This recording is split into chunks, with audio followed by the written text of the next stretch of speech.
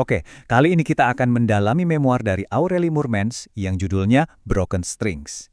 Ini adalah kisah nyata yang ngeri banget tentang gimana kontrol koersif, kontrol yang nggak kelihatan, bisa menghancurkan seseorang dari dalam.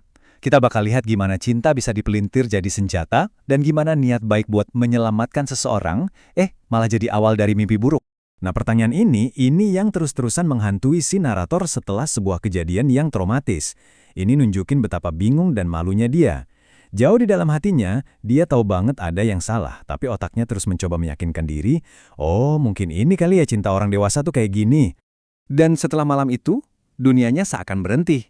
Dia jadi terisolasi, nggak nafsu makan, nggak mau keluar kamar, pokoknya menarik diri dari semua orang. Dia itu kayak terperangkap di satu sisi takut banget ditinggalin, di sisi lain dia punya pemahaman cinta yang udah diputar-balikan, di mana nurut adalah satu-satunya cara supaya hubungan itu tetap ada. Jadi gimana sih semua ini bisa terjadi? Oke, ayo kita bedah cara kerja kontrol di baliknya. Kita bakal lihat gimana pasangannya, Bobby, secara sistematis menghancurkan identitas dia. Bukan dengan pukulan fisik, tapi dengan aturan-aturan emosional yang nggak kasat mata. Ini dia nih, siklus paksaan 4 langkah yang jadi jebakan logikanya. Pertama, kalau dia nolak, itu artinya dia nggak cinta. Terus muncul ancaman bakal ditinggalin, yang pastinya memicu ketakutan terbesarnya. Nah, untuk menghindari rasa sakit itu, akhirnya dia patuh. Dan yang terakhir, kepatuhan itu dibingkai ulang seolah-olah itu adalah bukti cinta, dan siklus ini pun terkunci. Dan ini adalah contoh nyata gimana kontrol itu mulai merembet ke dunia luar. Ini bukan sekedar status iseng loh.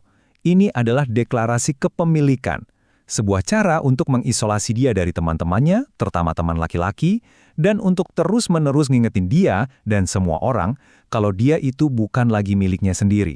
Situasinya jadi separah itu sampai keluarganya harus turun tangan. Ayahnya sampai terbang ke Indonesia loh. Ini kan langkah yang drastis banget, yang nunjukin kalau ini udah krisis. Tapi ironisnya, intervensi yang niatnya baik ini malah bikin keadaan jadi makin runyam. Awalnya si Bobby ini pura-pura setuju aja sama ayahnya. Tapi selama sebulan berikutnya, dia malah makin menjadi-jadi. Bukannya mengubah perilaku, dia malah jadi makin berani dan makin ngontrol. Peringatan itu nggak mempan sama sekali, dan akhirnya orang tuanya terpaksa ngasih ultimatum. Pas ultimatum itu dikasih, marahnya orang tua ini nggak cuma ke Bobby, tapi juga berbalik ke dia. Dan kata-kata ini rasanya lebih sakit dari tamparan. Tiba-tiba, posisi dia bukan lagi korban yang perlu dilindungi, tapi jadi sumber masalah dan kekecewaan buat keluarganya sendiri.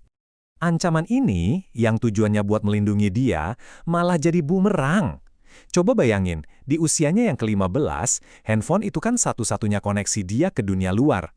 Dengan menjadikan handphone sebagai alat hukuman, orang tuanya tanpa sadar malah mendorong dia makin jauh ke dalam isolasi.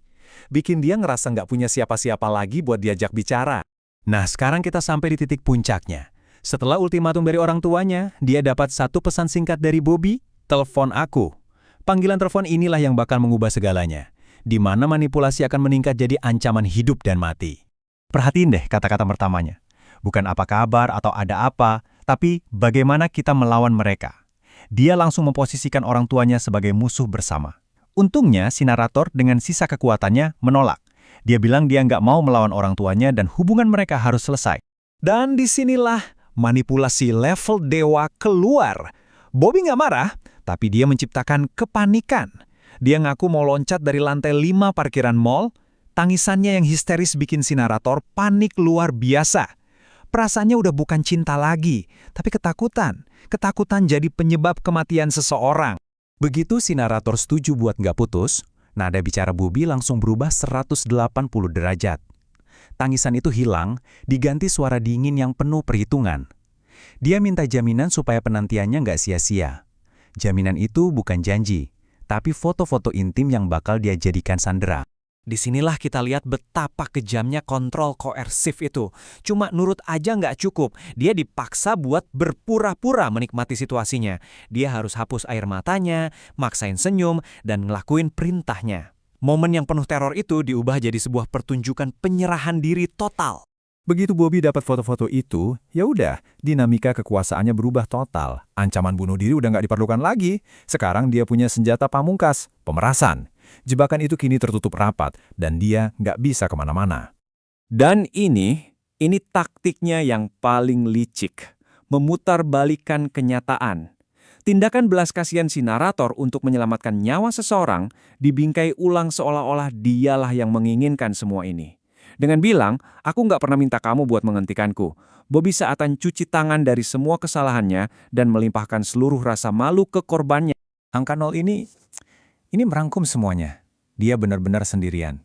Di satu sisi ada pemeras yang siap dengan senjatanya. Di sisi lain ada orang tua yang dia takuti bakal menghakimi dia kalau tahu kebenarannya. Dia terjebak di tengah-tengah. Nggak ada jalan keluar. Dan inilah langkah terakhirnya yang paling gila. Setelah berhasil mengisolasi dia mencoba mengubah korban menjadi senjata untuk melawan penyelamatnya sendiri. Dia menyuruh si narator menuduh orang tuanya melakukan eksploitasi. Ini adalah puncak dari segala manipulasi. Kita akhiri pembahasan ini dengan satu pertanyaan yang menggantung. Kisah Aureli ini nunjukin betapa rumitnya jeratan kontrol koersif. Masalahnya bukan cuma soal pergi atau tinggalkan dia. Pertanyaannya adalah, gimana caranya seseorang bisa kabur kalau pikiran, rasa malu, dan tindakannya sendiri telah diubah menjadi jeruji penjara yang mengurungnya?